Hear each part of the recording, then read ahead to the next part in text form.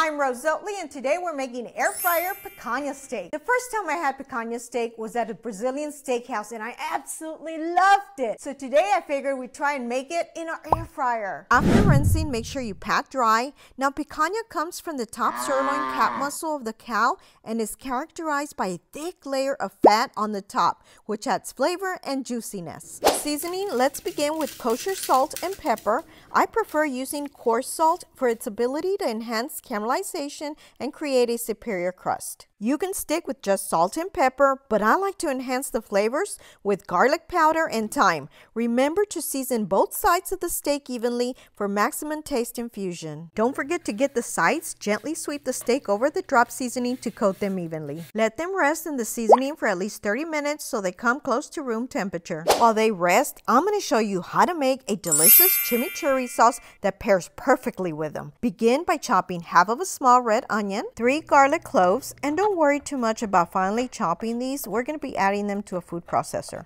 Next, chop a small head of parsley and a small head of cilantro. Take a few sprigs of thyme and chop them up as well. Once done, I like to add mine to a food processor for a finer chop. You just need a few quick pulses and you'll end up with this. Let's put it all in a bowl. For our liquids, we're going to add half a cup of extra virgin olive oil and 1/4 cup of red wine vinegar. I'm using this Bertolli brand. Squeeze the juice of 1 large lemon.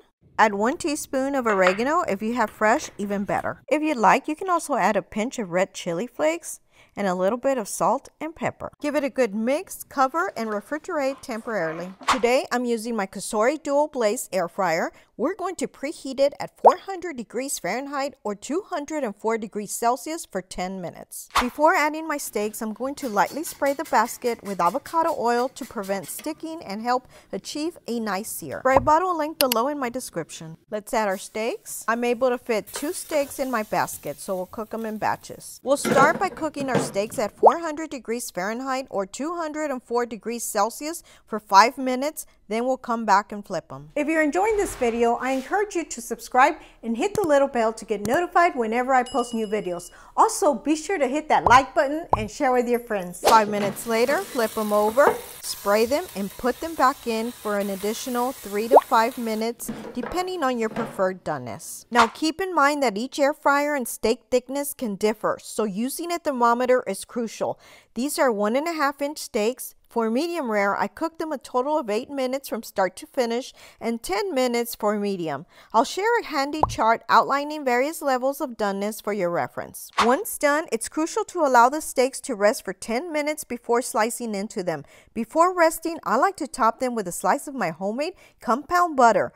Resting helps redistribute the juices and lock in their moisture for a perfect finish. Before cutting into them, let's add our chimichurri sauce. Now, these steaks are best when cooked on a rotisserie and thinly sliced, but they're still enjoyable and tasty when cooked in your air fryer. It's also cheaper than the ribeye. Ribeyes are known as kings and the picanha as queens. Now, let's cut into it. Let me know in the comments below if you've ever had picanha before. Now, look at how juicy and tasty this looks. So delicious. If you haven't already subscribed, please be sure to do so below or hit my little picture on the side. Also, don't forget to hit the little bell to get notified of all of my new videos. And please be sure to check out these links on the side.